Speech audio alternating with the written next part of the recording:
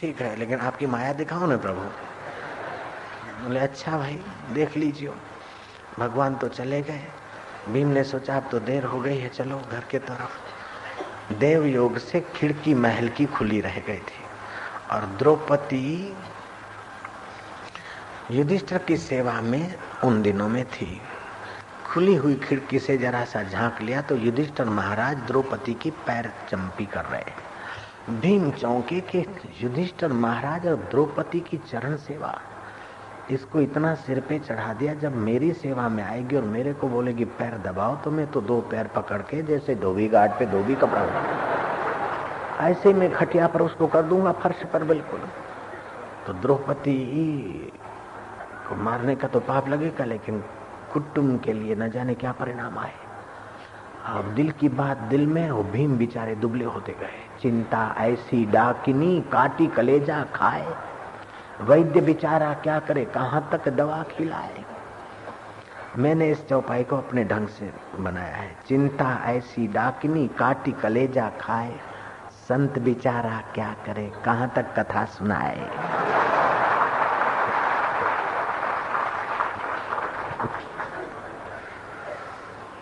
चिंतित दवा इलाज खुराक ये वो मेथी पाक गुंदर पाक कोई असर करता नहीं। चिंतित आदमी को क्या असर करेगा।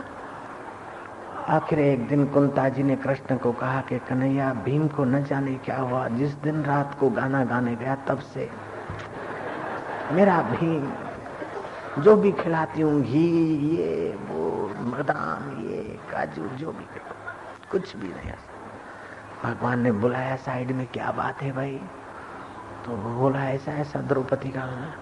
बोले अच्छा देखो अभी शाम हो रही है, पूर्व दिशा में जाना, एक वट वृक्ष मिलेगा, उस वट वृक्ष पे चढ़ जाना रात को, और फिर सब देख लेना, फिर सुबह क्या होता है मैं मिल लूंगा तेरे से। भीम तो भीम था, चढ़ गया वट वृक्ष पर। थोड़ी देर हुई न हुई कोई म्युनिसिपालिटी वाले आए, साफ सफाई हो गई, दरिया बिछ गई, सिंहासन लग गए, लोक आए, लोकपाल आए, देव आए, गंधर्व आए, यक्ष आए, किन्नर आए, ब्रह्मा आए, विष्णु आए, महेश आए, अपने अपने आसन पर बैठ गए। फिर भी एक ऊंचा आसन खाली। भीम सोचता है हद हो गई। ब्रह्मा विष्णु महेश लक्ष्मी पार्वती सरस्वती ये सब अपने अपने सिंहासन पर बैठ गए। लोकपाल अपने अपने, वरुण कुबेर अग्निदेव यम आदि अपने अपने आसनों पर बैठ गए। फिर भी ऊंचा सिंहासन खाली। इतने में द्रौपदी, महारानी द्रौपदी की जय हो, द्रौपदी आ रही है। भीम दंग रह गया कि व्हाट इज दिस। ये मैंने मिलाया है अंग्रेजी शब्द, भीम ने नहीं कहा था। जो द्रौपदी सभा में आई तो सारे लोकपाल, सारे देवता, यक्ष गंधर्व किन्नरों के अगवे और ब्रह्मा विष्णु महेश लक्ष्मी सरस्वती पार्वती सबके सब हाथ जोड़ के खड़े हो गए। द्रौपदी ने आसन ग्रहण किया, ऊंचे आसन पर द्रौपदी बैठी। सबने अभिवादन किया और द्रौपदी आशीष का हाथ घुमाती हुई कहती कि सब लोग आ गए, पांडव भी आ गए। तो नारद जी खड़े हुए, नारायण नारायण नारायण। बोले पांडव में 4 भाई आए हैं, लेकिन भीम गैर हाजिर है, भीम नहीं आया। नारद जी कहते हैं वो है तो इसी सभा में, लेकिन सबसे ऊपर बैठा है। द्रौपदी ने हुक्म किया कि पकड़ो उसको, और 2 भाले वाले चढ़े पेड़ पर। भीम कूदा कूद एक डाल से दूसरी डाल। अब भीम जब कूदे तो डाल का क्या हाल होगा सोचो जरा। कई डालियों की खबर ले ली। आखिर भीम ने देखा कि यहाँ कूदा कूद में काम नहीं चलेगा, भागो। कूदते कूदते नीचे की डाल पे और भागा, ऐसे भागा, पीछे 2 भाले वाले आ रहे मानो। सामने से कृष्ण मिला, भीम ठहरो। बोले क्या ठहरे, अरे यार ठहर।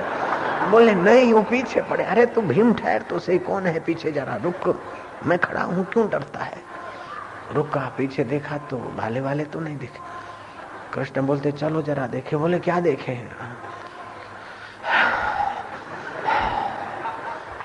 कृष्ण ने हाथ पकड़ा, बोले चल भीम मैं साथ में हूं ना। आए तो न वहां कोई कारपेट है, न आसन है, न देवी देवताओं की महफिल है, न कुछ मीटिंग है, कुछ भी नहीं। भीम बोलता है प्रभु ये सब था। बोले कुछ भी नहीं, देखो क्या है। बोले ये कैसे? बोले तू नहीं तो बोला था ना आपकी माया दिखाओ, ये है मेरी माया। जो पहले नहीं था और बाद में नहीं है, बीच में दिखे उसी को तो माया बोलते हैं। ये सब बीच में ही दिख रहा है। आज से 30 साल पहले यहाँ कुछ नहीं था, बड़े बड़े कोतर थे, शराबी लोग यहाँ शराब गाड़ते थे और पुलिस वाले आते थे। तो एक बार पुलिस की गाड़ी की पिटाई की छारों ने मैंने ऐसी आंखों से देखा, और दूसरी बार कंजरों ने पुलिस के पीछे पड़े और पुलिस वाले भाग के इधर आए। हमने उनको आश्रम में रखा। उन कंजरों ने बोला कि बाबा जी इनको बाहर निकालो, गालियां दे दे के इनको बाहर निकालो। सारे लुखों को सारा सपाटा सरकारी पाड़ा। उन कंजरों ने बोला एक तो हफ्ता लेते उनके बाप डीआईजी तक के, और ये हमारे से फिर नोचने आते। इन कुत्तों को भी 25 रुपया महीना देते हैं, फिर भी हमारे मतले फोड़ते हैं। मैंने कहा भाई जो वहाँ प्रसाद खाओ। मैंने कंजरों को भगाया और पुलिस को मैंने थोड़ा, फिर वो तो पुलिस वाले बोले बापू नहीं तो आज तो हमारी खोपड़ी टूटी जाए। ऐसी जगह पर ये आश्रम 30 साल पहले, 26 साल पहले ही ऐसा होता था। जब अकेली हमारी कुटिया बनी तो हमको सबके साथ मिलजुल के, छारों के साथ और कंजरों के साथ और पुलिस के साथ ऐसा वैसा करते करते ये वैंकुट बनाया है। जयराम जी कितना पसीना बहा होगा और कितनी रातियां हम जगे होंगे अल्लाह जानता है। राम चाहे न भी जाने, क्योंकि अयोध्या में है राम। तो जय श्री राम।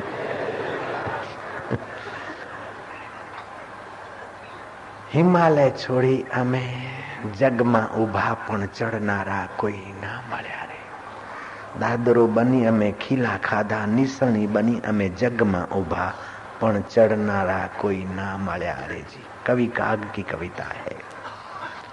अन्न बनी अमे आग्यू मां ओराणा, जन जननी थाळीए पीरसाणा पण जमनारा कोई ना मळ्या रे जी। फूलड़ा बनी हमें माथड़ा कपाव्या, पानी मां बफाणा रूना पुमड़े पुराणा पण सूंघनारा कोई ना मळ्या रे जी। कहे कवि काग પતિતોના કારણે હિમાલય છોડી અમે જગમાં આવી વસ્યા, પણ સમજનારા કોઈ ના મળ્યા રે છે। तो सेठ को धन मिलता है तो 5 वर्ष से बमणा का प्लानिंग सोचता है। नेता को कुर्सी मिलती तो चमचों के तरफ निहारता है। लेकिन भारत के संत, जिस माँ ने पाय पिलाया, जिस भाई ने उंगली पकड़कर स्कूल पहुंचाया, जिस बहन ने अपने पेट से बजाकर खिलाया, उस बहन को, भाई को, परिवार को छोड़कर गिरी गुफाओं में तपस्या साधना करके जो सत्य को पाता है वो संत फिर गांव गांव बांटता है। इसी कारण भारतीय संस्कृति में अभी भी चमक है और दुनिया के लोगों को शांति मिलती है। चीन की दीवार मशहूर है दामले जी, कुवैत का पेट्रोलियम मशहूर है और अमेरिका के अभागे डॉलर मशहूर है, लेकिन भारत के संत अभी भी दुनिया में मशहूर है। नारायण हरि नारायण हरि नारायण हरि ओम।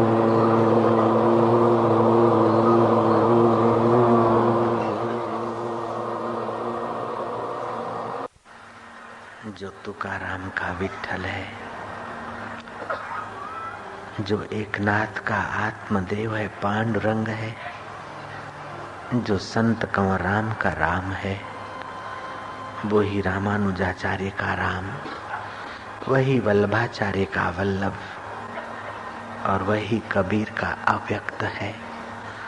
आद्य शंकराचार्य का वही अद्वैत ब्रह्म है। नानक का वही अकाल पुरुष है। वही मीरा का कन्हैया है और वही गणपतियों का गजानंद प्रभु है। सूर्य उपासकों का वही सूर्य नारायण है। शक्ति उपासकों का वही गायत्री माँ बना बैठा है। आद्य शक्ति वालों का वही जगदम्बा और काली है। उसके रूप अनेक, उसके नाम अनेक। वो अनेकों दिलों में, अनेक देवियों में, अनेक देवों में एक का एक अखंड ब्रह्म बसा है, हम उसी की शरण जा रहे हैं। ऐसा दृढ़ संकल्प करते शांत होते जाओ। वही नानक का हरि है। जन्म जन्म भटकत फिर्यो, मिट्यो न मन को त्रास। कह नानक हर भज मना, निर्भय पावई वास। हम उस हरि का उच्चारण करके अपने निर्भय नारायण में शांत होंगे। हरिओ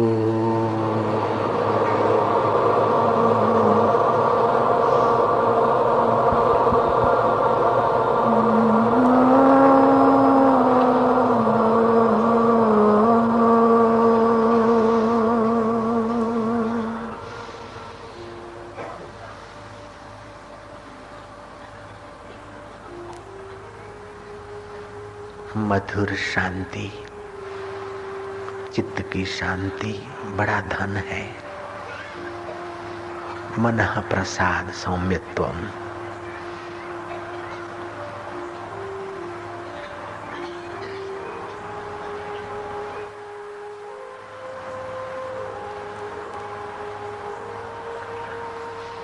ये आध्यात्मिक प्रसाद है जो इतने लोग इतने घंटे शांति से बैठ पाते। विश्व में किसी देश में इतने लोग चुप बैठे इतनी देर संभव ही नहीं है। ये भारतीय संस्कृति की विशेषता है, ये भारतीय प्रसाद की विशेषता है, ये हिंदू धर्म की महानता है। जयराम जी बोलना पड़ेगा। हर 6 सेकंड में एक बलात्कार होता है परदेश में। 20 लाख लड़कियां शादी के पहले ही बलात्कार की शिकार हो जाती है 1 वर्ष में। 10 लाख लड़के मेंटली डिस्टर्ब होने के कारण स्कूल नहीं जाते हैं और भटक रहे हैं। और भी न जाने कितना कितना वहां भीतरी तपन लोगों को तपा रही है। भले बखान करते हैं कि अमेरिका ऐसा, फलाना देश ऐसा, लेकिन अभी भी जो शांति और सुखद जीवन है, चोरों के राज्य में भी जो साहूकारी का जीवन है, वो आध्यात्मिकता की बलिहारी है। जयराम जी बोलना पड़ेगा।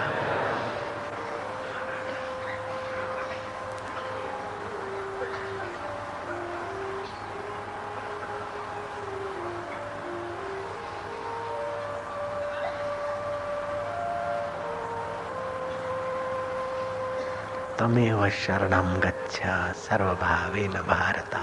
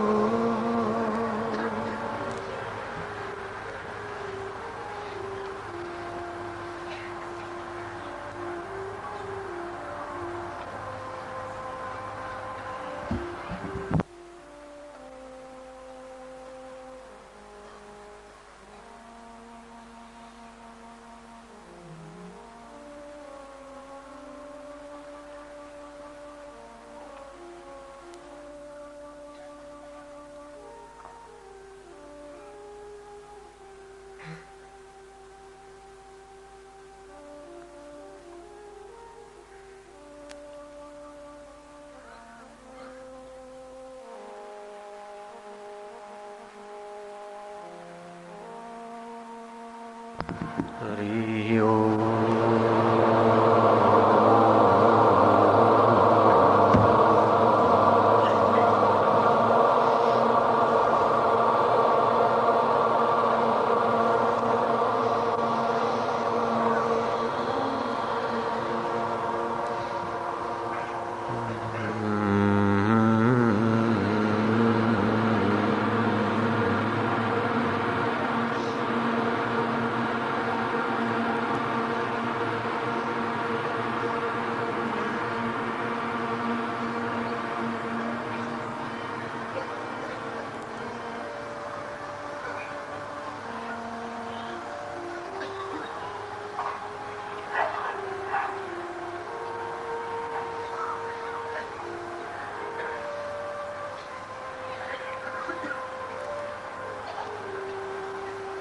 रूपम मधुरम निपुरम मधुरम निखिलम मधुरम अखिलम मधुरम मधुराधिपते मधुरम मधुरम। उस मधुर परमेश्वर का हम चिंतन करते हुए उसी की शरण जाएंगे। जय हो मारा वालुड़ा।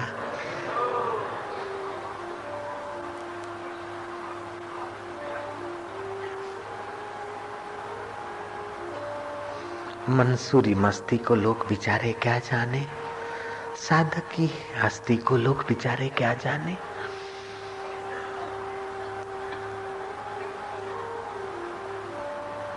सच्चिदानंद रूपाय विश्व उत्पत्ति आदि हेतवे तापत्रय विनाशाय श्री कृष्णाय वयं नुमः।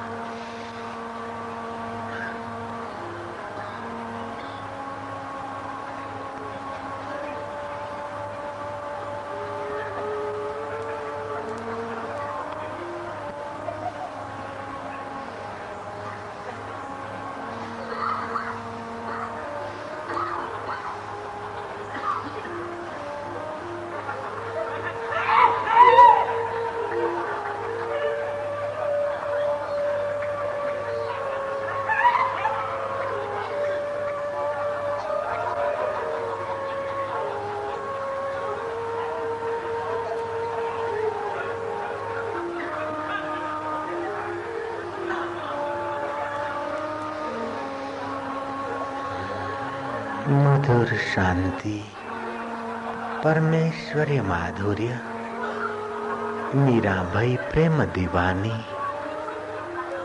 कभी मीरा रोती है, कभी हंसती है, कभी वो बावरी गुनगुनाती है।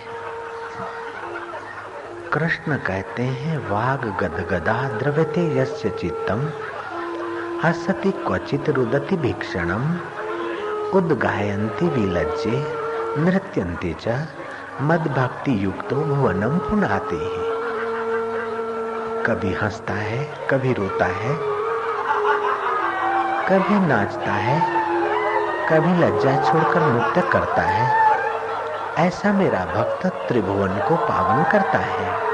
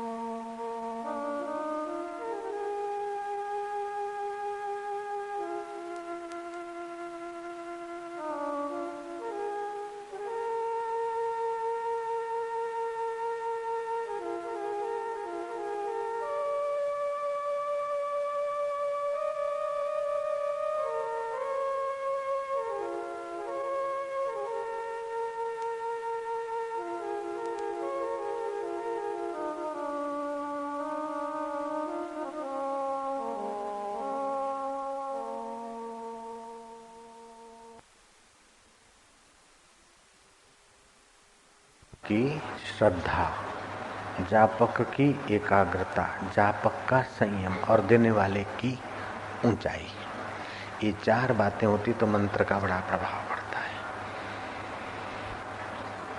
जैसे डायनामो घूमता है एनर्जी बनती है, ऐसे मंत्र रटने से आध्यात्मिक ऊर्जा बनती है। अर्थिंग न मिले इस ढंग से मंत्र जपना चाहिए। इसलिए युद्ध के मैदान में भी श्री कृष्ण ने कहा, चैला जीन कुशोत्तरम तत्रैव एकाग्रह मन कृत्वा। खैर कुश और मृग चर्म का जमाना नहीं है तो प्लास्टिक और कंबल का जमाना तो है। ऐसा बिछाकर जप करना चाहिए, पूर्व के तरफ अथवा तो उत्तर के तरफ मुंह करके जप करना चाहिए। जप करने के बाद थोड़ी देर उसी वातावरण में चुपचाप बैठना चाहिए और जप के समय मन इधर उधर जाए तो थोड़ा आंखों को पटपटा दे तो मन की भाग दौड़ में फर्क पड़ेगा। फिर भी मन जाएगा तो लंबे श्वास ले और छोड़े, फिर शांत रहे। कभी कभी जप करते करते मनोराज हो जाता है अथवा आलस्य, निद्रा, तंद्रा आदि होता है, तो उस वक्त क्या करें, पंजों के बल से थोड़ा जंपिंग करके फिर जप में बैठे। फिर भी मन चाहेगा तो फिर लंबा उच्चारण करें, जैसे जो भी मंत्र है अथवा जो भी भगवान का नाम लंबा दीर्घ उच्चारण करें। तो पहले जप की जगह पर बैठते वक्त ही आंखें बंद कर बैठ जाए तो ध्यान नहीं लगेगा। पहले तो लंबा जप करते जाए और बीच में उतनी देर गैप, फिर जप उतनी देर गैप, ऐसे करते करते मन शांत हो तो जप में और ज्यादा बरकत आएगी। कभी कभार माला जपने में सुविधा हो तो माला जपते जपते ध्यान करना चाहिए, कभी तो मन में ही जपते जपते ध्यान कर लेना चाहिए। और जब ध्यान की पटरी पर गाड़ी चलने लगेगी तो शरीर में कभी हिलन डुलन हो अथवा कोई दृश्य दिखे तो उसको दिखने देना चाहिए, गुजरने देना चाहिए। वैसे का वैसा दिखे या न दिखे ये आग्रह नहीं करना चाहिए। जप के पहले, जप के बाद अथवा जप ध्यान के बीच में जीवन रसायन पुस्तक, छोटी सी ये किताब है, देखिए दिन में भी साथ में रखे, बार बार उसको पढ़े और उसी विचार की भावना बनाए। कभी बीमारी आ जाए तो भी बीमारी के साथ जुड़े नहीं, ओम ओम हथेलियों को रगड़कर ओम ओम मम हस्ते आरोग्यम शक्ति अस्ति, ओम ओम मम हस्ते आरोग्यम शक्ति अस्ति, ऐसा रगड़ के जहाँ रोग है वहाँ इसका सेक करे, बीमारियां ठीक हो सकती है जैसी श्रद्धा। लेकिन इसको एक नाटक नहीं बनाना है, बिजनेस नहीं बनाना है, कभी कभार इसका उपयोग करना है। जिस किसी को करने लग जाए तो आपको घाटा होगा।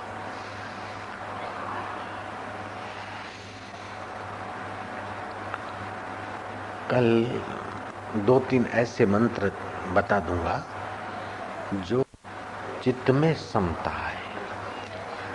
मैं ऐसे ऐसे मंत्र जानता हूं कि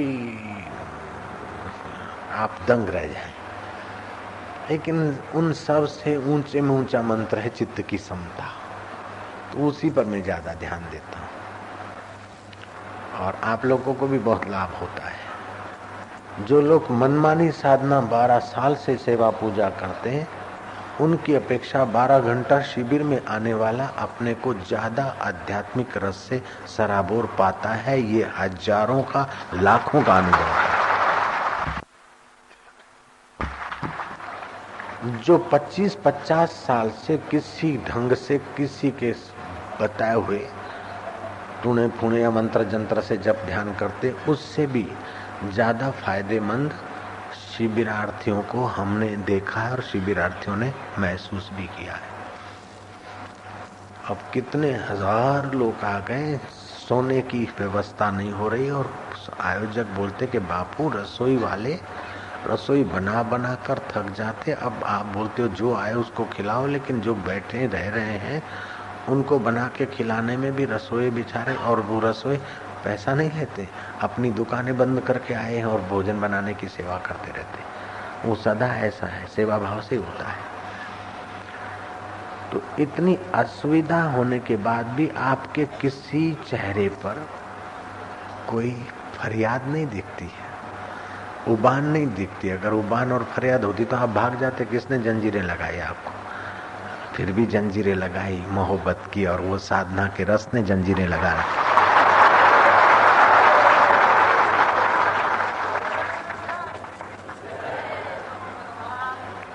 पिछले 2-3 दिन से हमारे चित्त में आ रहा है कि अब शिविरार्थी बढ़ रहे हैं, तो कोई ऐसी जगह पसंद किया जाए और ऐसे 1-2 करोड़ का प्रोजेक्ट बनाकर धर्मशालाएं और रहने की ये वो 2-4 करोड़ रुपया लगा के, वो तो लग जाएगा, आ जाएगा, लग जाएगा, उसकी चिंता नहीं है।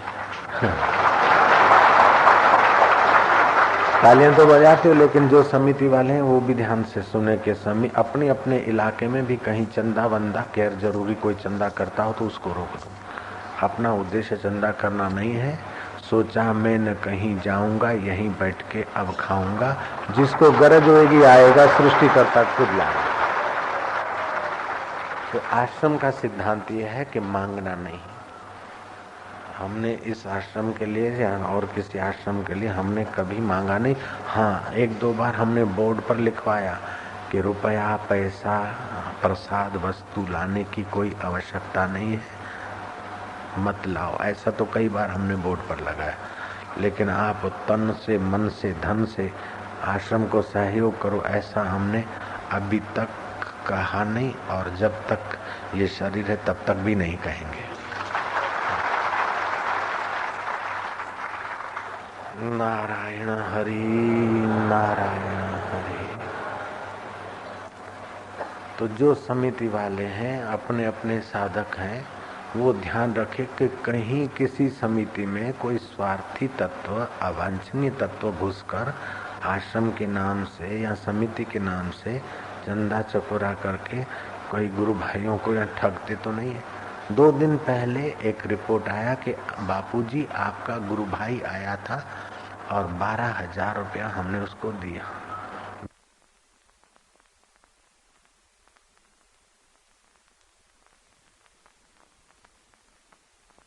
कोई तुमसे हमारा नारायण भी आके कहे कि बापू को 2,000 की जरूरत है, तो आप समझना कि ये नारायण बापू का बेटा नहीं है, इसलिए मांग रहा है। जयराम जी या शिवलाल भी आकर मांगे तो आप समझना अभी शिवलाल बापू का शिष्य नहीं है, इसलिए मांग रहा है। तो आप मेरे किसी शिष्य के नाते किसी को दो, या गुरु भाई के नाते दो, या मेरे नाते आपको कोई पटा ले, इस बात में आप सावधान रहना। जयराम जी की मेरे यहाँ तो लोग कोशिश करते कि सेवा का मौका मिल जाए, ताकते रहते हैं, ये थे ये। हम जितने कपड़े पहनते उससे 100 गुने कपड़े लोग ला के रख देते, हमें वापस देने पड़ते, दूसरों को बांटने पड़ते। हमें जो खाना है उससे 100 गुना खाना तो तैयार मिल जाता है। ये तो आश्रम बन गया। घर छोड़कर जब चले गए थे कोई नहीं था, ईश्वर के भरोसे सब फेंक दिया, तभी भी खूब होता था, तो अभी काहे को मांगेगा। तो ये सारी समितियां के लोग, सारे इलाके के लोग एक दूसरे को बता देना कि आजकल आश्रम की ऐसी प्रतिष्ठा हो गई कि आश्रम के नाम से मिट्टी भी कोई बेचता है तो रोकड़ी कर लेता। दिल्ली में सत्संग था, किसी ठग ने थोड़ी 10, 50, 100, 200 की किताबें खरीदी, ऑफिस में जाता कि लो ये किताब बापू की है, लोग सिरा को बेचा कि बापू का सत्संग है लाल किले में, आपको जो देना हो तो। अब वो 2 रुपए की पुस्तक तो दे दी, वो 2 रुपया थोड़े देगा। लो भाई लिखो 100 रुपया, ले जाओ 50 रुपया, ले जाओ 500। ऐसा कोई ठग लोग भी चंदा कर लेते हैं। तो आपकी समिति के नाम पर या आश्रम के नाम पर कोई ठगी न कर पाए, इसकी भी सावधानी रखना। नारायण नारायण। वो 12,000 बोलते, 12,000 ले गया, आपका गुरु भाई था। और मेरा गुरु भाई कोई ऐसा हो ही नहीं सकता। 2 थे तो वो तो दोनों मर गए। 2 गुरु भाई थे साधु वेश में, तो दोनों मर गए बेचारे। एक मेरे से बड़ा था और दूसरा भी मेरे से 10 महीने बड़ा था, तो दोनों चले गए। चले इसलिए गए कि गुरु के सिद्धांत को ठुकरा दिया, फिर चिंता में और ऐसे वैसे में गए। हे राम जी, ऐसा कौन है कि संत की आज्ञा का उल्लंघन करके और सुखी रह सके और सफल हो जाए? मेरे गुरुजी की आज्ञा का उल्लंघन करके रहा तो एक भी ऐसे ही हुआ, दूसरे का भी ऐसे ही हो गया। मैं दोनों की मृत्यु पर नहीं गया। मेरा गुरु भाई तब था कि जब मेरी गुरु की आज्ञा में रहता था। मेरी गुरु की आज्ञा को ठुकरा दिया तो मेरा गुरु भाई काएगा, सीधी बात है। नहीं तो वो मेरा गुरु भाई ऐसा था कि मेरे को बेच के चने खा जाए, इतना वो सत्संग बढ़िया करता था, वेदांत में इतना ऊंचा बोलता था। एक बार निरंजन तीर्थ जगत गुरु शंकराचार्य को आमंत्रण दिया उन्होंने, मनोहर दास मेरा गुरु है, कि आप अजमेर संत सम्मेलन हो रहा है, अखिल भारतीय वेदांत सम्मेलन, आप पधारे। उसने बोला भाई हमको टाइम नहीं है, लेकिन वो लीलाशाह महाराज का शिष्य है मनोहर दास, वो बहुत बढ़िया सत्संग करते, मैं उनको सुनने के लिए कभी आऊंगा राजस्थान में, अजमेर में। मनोहर दास ने कहा मैं वही हूँ। बोले तुम हो, मेरे को बुलाने आया? मैं तो भाई तुम्हारा सत्संग सुनना चाहता था। इतना बढ़िया बोलता था शास्त्र के ढंग से, लेकिन गुरुजी की बात एक दो ठुकरा दी, गुरुजी के दिल से उतर गया। फिर 25 आदमी भी उसकी कथा में नहीं जाते थे।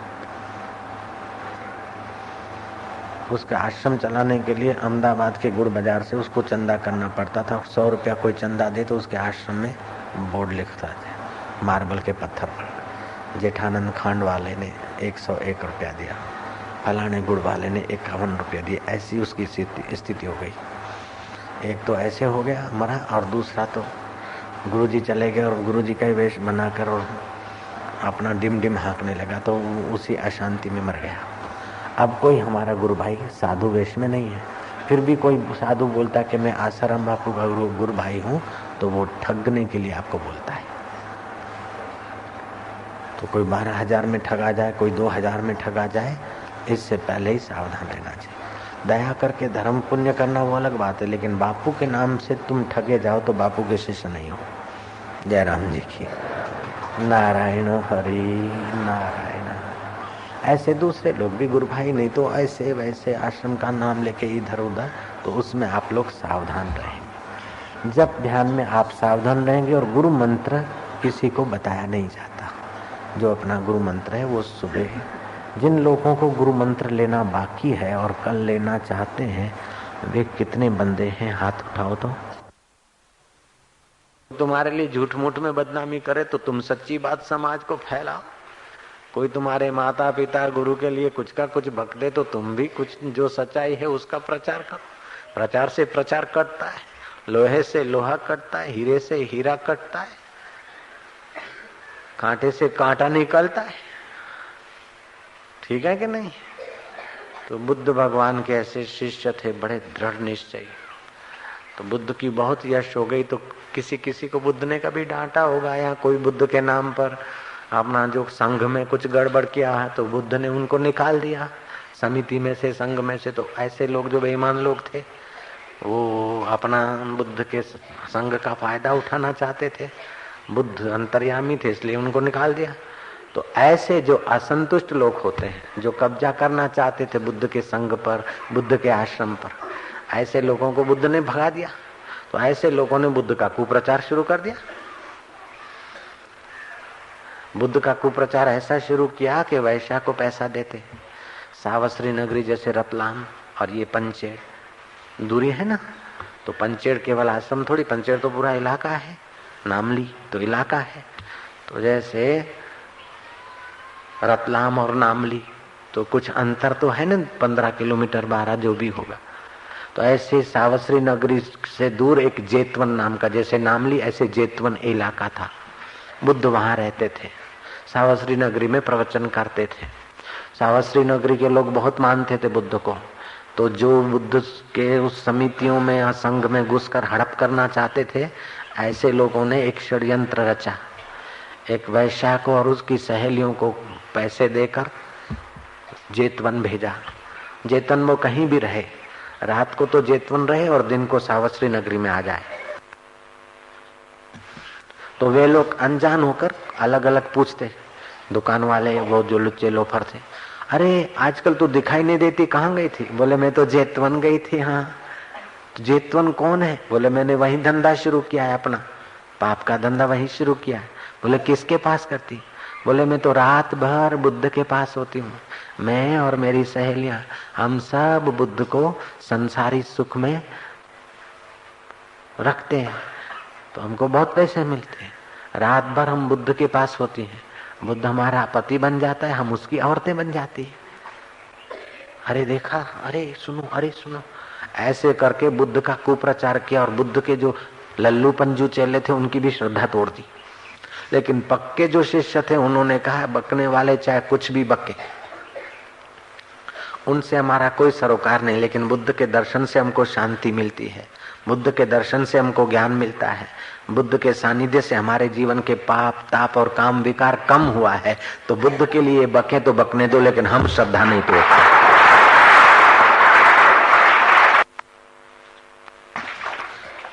फिर भी कुप्रचार बढ़ता गया और सीधे साधे चले चुप रहे।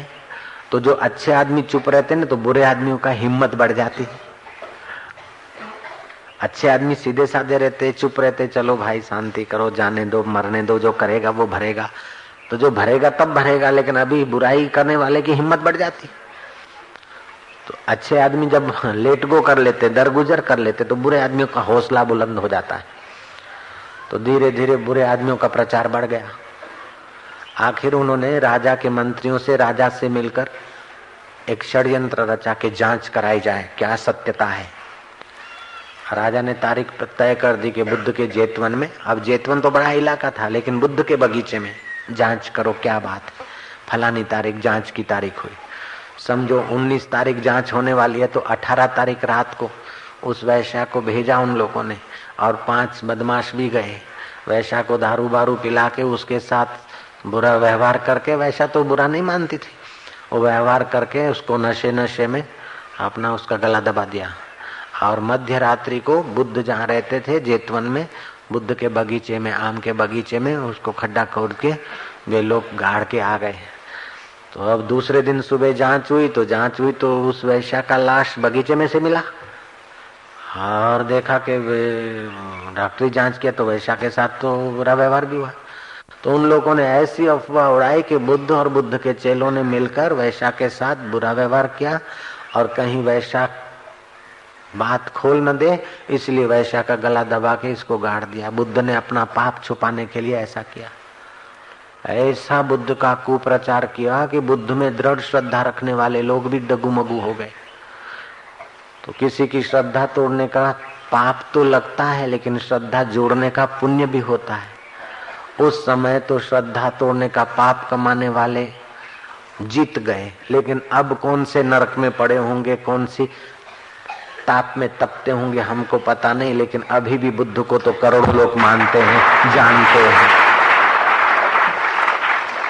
ऐसे ही संत कबीर का यश देखकर कुछ असंतुष्ट लोग थे, संत कबीर के सत्संग में आते, कहीं कहीं गड़बड़ की तो कबीर जी ने डांट दिया, निकाल दिया। तो ऐसे जो निकाले हुए रिजेक्ट पर्सन थे, निकाले जाते हैं ना, कई गड़बड़ करते तो जैसे नौकर को निकाल देते दुकान से, ऐसे संघ में से निकाल दिया बुद्ध ने। कबीर ने अपने सत्संगियों में से उनको बर्खास्त कर दिया। तो ऐसे लोग और पंडे लोग मिलकर कबीर जी के लिए क्या बोलने लगे। एक दिन कबीर कथा करने बैठे तो आया शराबी, बोले वाह महाराज, मेरी दुकान पे कल तुम आए थे, शराब की बोतल लिया था, आधी तो वहीं पी लिया था और आधी साथ में ले गए थे, पैसे दे दो। कबीर ने देखा अब नहीं देते तो ये कथा बिगड़ेगी, चलो भाई जो करेगा भरेगा, उसको दे दिया।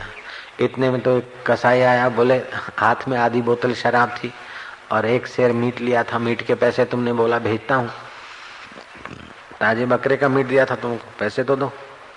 कबीर ने उसको भी दे दिया। तो कथा सुनने वाले भाग गए, बोले आज तक तो सुनते थे कि कबीर मीट खाते हैं, दारू पीते हैं, लेकिन आज तो सचमुच वो दारू के पैसे लेने आया और कबीर ने दे दिए, मीट के पैसे लेने आया और कबीर जी ने दे दिए। तो ये तो भाई जो सुनते थे वो तो सच्चा दिखा। अरे भाई जो अफवाह उड़ाते धीरे धीरे ऐसा सच्चा लगने भी लगता। इतने में तो एक वैश्या आई, आधे लोग तो पहले धक्के से उठ गए, चौथाई लोग दूसरे धक्के में उठ गए, वो कसाई आया था। बाकी 25% लोग रहे कथा में। इतने में तो वैश्या आई रंगी ढंगी अपना नखरे नाज करते हुए, और पास में गद्दी में बैठ गई, क्यों बलमा, रात भर तो मेरे साथ थे बलमा, चलो ना, तुमने तो कहा था तेरा साथ नहीं छोड़ूंगा। भूल गए क्या? 2-4 घंटे में इस दासी को भूल गए? मैं तो तुम्हारी खास लुगाई हूँ। लोई तो बूढ़ी हो गई, मैं तो तुम्हारी खास हूँ न बलमा। तुमने तो कहा था कि तेरा हाथ नहीं छोड़ूंगा। कबीर समझ गए कि वो असंतुष्ट तत्वों की सारी साजिश है। चलो तेरा हाथ पकड़ते हैं, कोई बात नहीं। कबीर ने उसका हाथ पकड़ा तो जो 25% लोग थे ना, उसमें से कई भाग गए। लल्लू पंजू 2 रहे मर्द, एक का नाम था सलूका, दूसरे का नाम था मलूका। ये 2 चेले रहे प्रेम जे जाता है, बाकी सब भाग गए। सलूका और मलूका 2 रहे। कबीर ने सलूका मलूका को कहा कि भाई अब तुम भी चले जाओ, हम तो ऐसे ही हैं, मीट खाते हैं, दारू पीते हैं और वैसा तो अभी बोल ही रहे अपने मुंह से, हम तो भाई ऐसे ही हैं, तुम जाओ। क्या गजब का ज्ञान है सलूका मलूका का, क्या उन्होंने उत्तर दिया है, हद कर दी उन्होंने बच्चों ने। सलूका मलूका 2 शिष्य थे, पक्के ऐसे खरे निकले। कोई 10% श्रद्धा रखता है, कोई 20%, कोई 5%, कोई 80%। 80 वाला 70 हो जाता है, 60 वाला 30 हो जाता है, 30 वाला 10 हो जाता है, 10 वाला भाग जाता है। लेकिन उनकी तो ऐसी 100% श्रद्धा, कभी कम नहीं हो गए। मेरू रे डगे पण जना मनड़ा न डगे, मेरू पर्वत डिग जाए तो डिग जाए, लेकिन उनकी श्रद्धा न डिगे। ऐसे वीर बहादुर। उन सलूका मलूका ने कहा कि शराबी सत्य बोलता है या झूठ बोलता है, इसमें इस पचड़े में हम नहीं पड़ते। कई लोग शराब नहीं पीते, फिर भी हमको उनसे शांति नहीं मिलती, ज्ञान नहीं मिलता। कबीर शराब पीते या नहीं पीते वो तो बकने वाले जाने, लेकिन कबीर हमको तो भगवान की भक्ति का शराब पिलाते हैं, हमें आनंद आता है।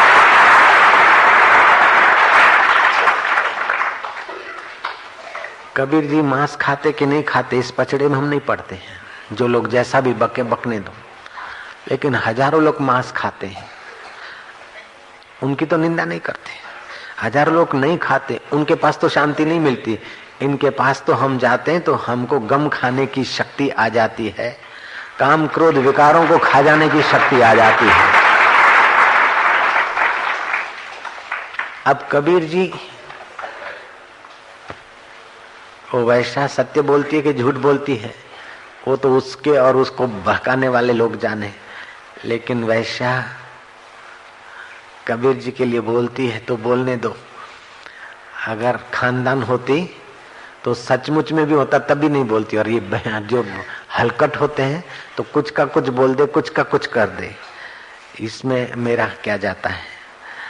और हम तो बाबा आपके चरणों में रहेंगे, हमें अपनी श्रद्धा से चरणों से आप दूर न कीजिए। कबीर ने उन पर एक कृपा दृष्टि डाली, उनको अंतरात्मा परमात्मा के साक्षात्कार का स्वाद आने लगता है।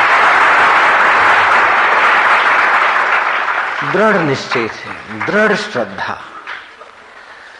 फिर वैशा बोलती, बलमा अब विरोधी चारों तरफ, पूरे काशी में हाहाकार हो गया। क्या आज तक जो सुन रहे थे अफवाहें वो सच्ची निकली, आखिर सत्य की जय होती। और दुष्ट लोग सत्य की जय होने की दुआएं भी ज्यादा देते हैं। सत्य की जय होती, अब सत्य की जय हुई कि तुम्हारे धतिंग की जय हुई, सत्य की जय होती है। आज तक हम बोल रहे थे कि कबीर दारू पीते, कोई नहीं मानता था। कबीर मांस खाते, कोई नहीं मानता था। कबीर वैश्या के पास जाते, कोई नहीं मानता। आज देखो, फटी आंखें देखो। ओ काशी की सड़कों पे भीड़ खड़ी हो गई। कबीर ने उस वैश्या का हाथ पकड़ा। तू बोलती कि मेरा हाथ मत छोड़ना, चल तेरा हाथ पकड़ लेता हूं। हाथ में एक बोतल मंगाई ब्रांडी की।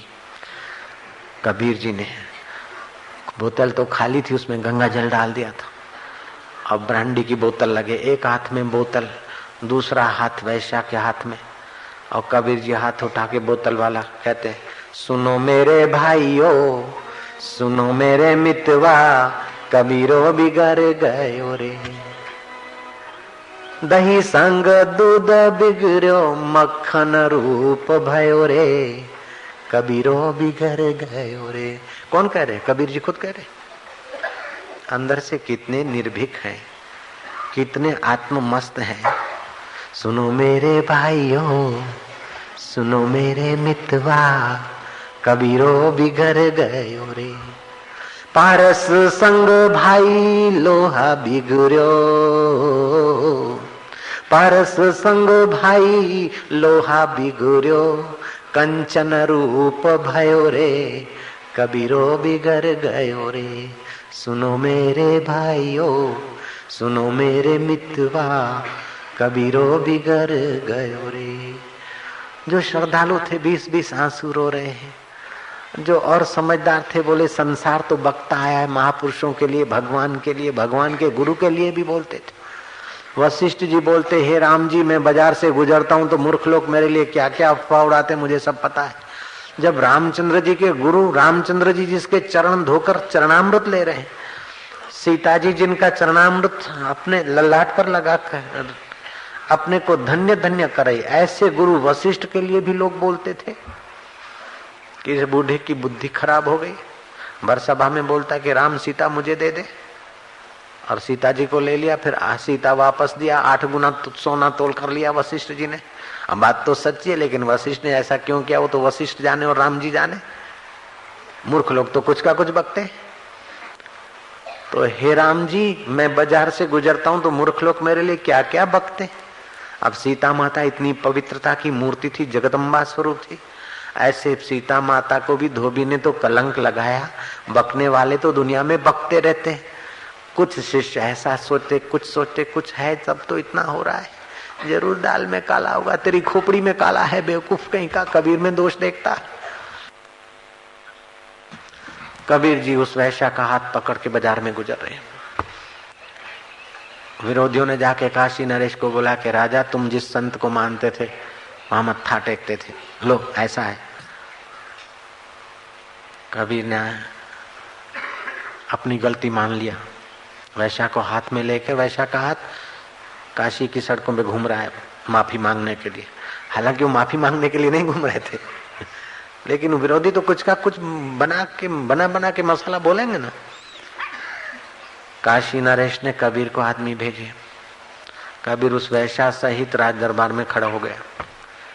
काशी नरेश बोलता है, महाराज मैं आपकी इज्जत करता हूँ, लेकिन आप अपनी इज्जत का ख्याल रखो। इस छिनाल को साथ में क्यों लेकर घूम रहे हो? मैं अभी भी तुमको माफ कर सकता हूँ। कबीर बोलता, माफ, मुझे तेरी माफी की जरूरत नहीं है, तेरे से जो बनता है सब कर ले। तू क्या कर सकता है?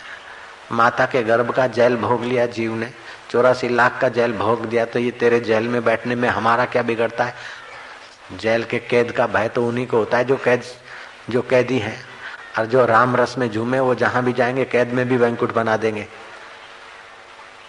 बोले महाराज छोड़ो जाना, आप जैसे संत को कैद में तो नहीं, लेकिन मुझे दुख के साथ कहना पड़ता है कि आप ठीक नहीं कर रहे। आप अभी भी अपनी चाल चलत सुधार लो तो मैं माफ कर सकता हूँ। बोलो काशी नरेश की भी बुद्धि कुप्रचार के रंग से रंग गई। बोलते चाल चलत सुधारो, कबीर को बोलते सुधारो, और दिन भर गांव में क्या क्या होता है उनको तो नहीं कहते। कबीर ने कहा हम तो सुधरने वाले नहीं, हम तो बिगड़ गए। इतने में कबीर ने अपने शराब की बोतल जो थी ना, वो पानी भरा था, उसकी एकदम लौ की धार किया, ढोला धरती पे। काशी नरेश ने कहा कि महाराज ये क्या करते हो, यहाँ क्यों डोलते हो शराब? शराब था नहीं, पानी था, गंगा जल था। बोले जगन्नाथपुरी में रसोया भगवान का भोजन बना रहा था, तो उसकी खमीस को आग लग गई, वो जलने को तैयार, जल जाता था, इसीलिए मैंने यहाँ पानी ढोला, उसको बुझा दिया। काशी नरेश दंग रह गया कि भाई संतों की बात संत ही जाने। फिर समय बीतने के बाद जिन विरोधियों ने, असंतुष्टों ने षड्यंत्र किया, थोड़ी देर के लिए सफल हुआ, बाद में तो वे ऐसी मुंह की खा के चुप होकर नरकों में मरते रहे, सड़ते रहे, पता नहीं। लेकिन कबीर को तो अभी भी करोड़ों लोग मानते हैं, कबीर को तो करोड़ों लोग अभी भी जानते हैं। इल्जाम लगाने वालों ने इल्जाम लगाए लाख, मगर तेरी सौगात समझकर हम सिर पे उठाए जाते हैं। सुनो मेरे भाइयों, सुनो मेरे मितवा, कबीरो बिगड़ गए। अरे तुकाराम महाराज जिनको प्रणाम करके छत्रपति शिवाजी महाराज अपने को भाग्यशाली मानते थे, ऐसे तुकाराम महाराज को शिवोबा कासर लुफंगों का अगवान और लुफंगों ने मिलकर तुकाराम महाराज की इतनी बुराई की कि लोगों में तुकाराम जी के लिए नफरत पैदा हो गई। जो लोग तुकाराम के दर्शन के लिए लालायित होते थे वे तुकाराम को गालियां देने लगे। एक बार तो तुकाराम कहीं से अकेले गुजर रहे थे तो बदमाश लोगों ने तुकाराम की निंदा सुनी थी, तो बोले ऐसे महाराज को तो सबक देना चाहिए। तो तुकाराम महाराज को बुलाकर उन्होंने क्या करा, नाई से मुंडन करा दिया। बाद में तुकाराम महाराज को गधे पे बिठाया, गधे पे भी उल्टे मुंह गधे पे बिठाया, पूंछ के तरफ मुंह करके, और सिर पर हल्दी और चूना मल दिया। फिर भी उन असंतुष्टों को संतोष नहीं हो रहा था। 5 सेर बैंगन और गाजर मंगाकर उनको हार पहना दिया, ये मजाक उड़ाने के लिए। और पूरे लोग गांव में तुकाराम महाराज का सरगस निकाला। वो घूमते घूमते होए होए करते छोकरे उनका सरगस निकालते। जब तुकाराम महाराज का घर आया, जीजाई ने देखा कि मेरा पति का ये इतना अपमान कर रहे हैं।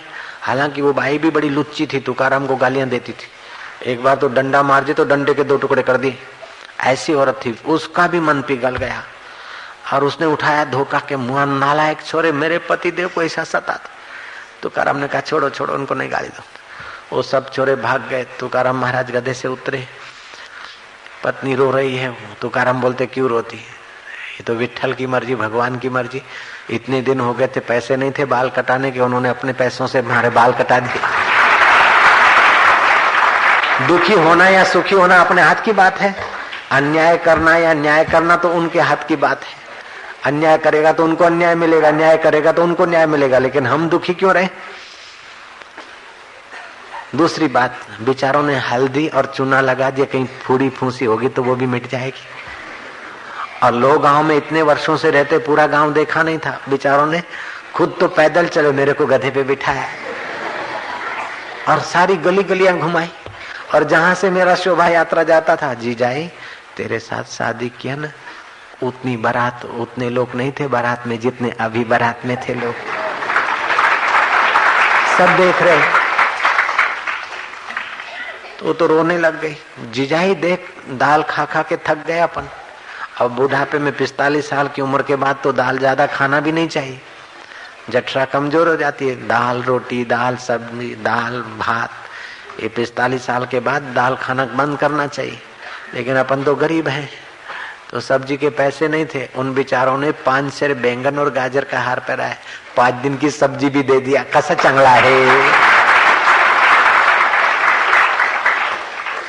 जुल्म करने वाले तो जुल्म कर रहे तुकाराम से, लेकिन तुकाराम अपने आप से जुल्म नहीं करते। और जीजाई भी अपने दिल में दुख न लाए।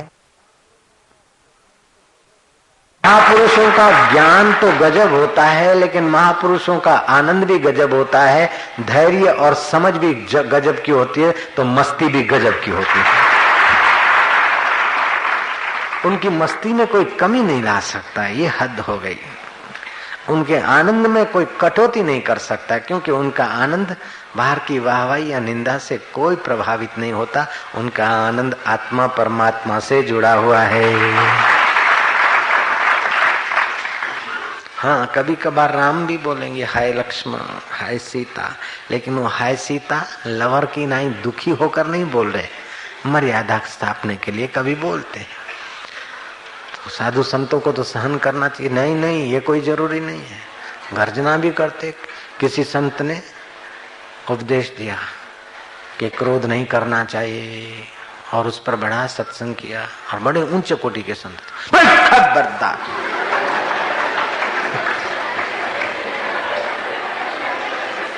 डर गए, मर गए, बोले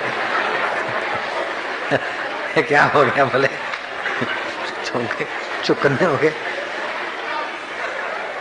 क्रोध नहीं करना चाहिए, और ऐसा डांटा एक आदमी को। फिर कुछ शिष्य 2 मिनट के बाद शिष्यों ने देखा कि महापुरुष के चेहरे पे तो कोई क्रोध की आग नहीं, अशांति नहीं, आंखों में वो नहीं है। तो धीरे से बोला कि प्रभु जी, आपके प्रवचन से तो हमने सुना, क्षमा करना, हाथ जोड़ के प्रार्थना। चलो दोबारा नहीं, संत ने कहा पूछ ले। बोले महाराज जी डर लगता है। बोले क्यों बेटा? पूछ ले। अभयदान, जा निर्भय रहो, अभयदान। बोले महाराज जी अभी आपने सत्संग किया था, उसमें बताया था कि क्रोध नहीं करना चाहिए, और आधा घंटा क्रोध करने से 1.25 खून पॉइजन हो जाता है।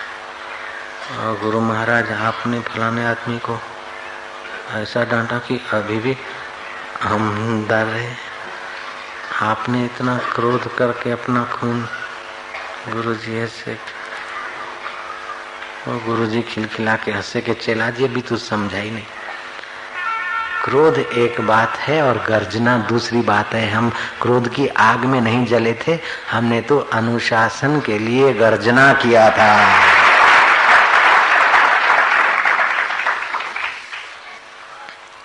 देख कथा सुन, भागवत में आता है कि एक जगह से देव ऋषि नारद जी जा रहे थे।